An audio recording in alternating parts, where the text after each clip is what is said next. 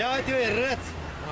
Băi, parcă ești acasă, nu? Băi, i-am dăzut de dânsul și... Lasă-i, lasă-te filmezi, ia povestește-i, cum mergeai tu cu rățele la baltă? Și mă filmează pe mine, filmează lacul. Dar ce ăsta-i lacă-i?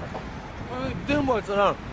Băi, nu m-a filmat, a spus, ia-mi dă să filmeze pe tine, să te vadă mam, dar și tato, cât de frumos ești. Ia-ți o poezie. Dă-te, băi, ia să filmeze pe tine cum mănânci tu covrigei. Lasă-mă.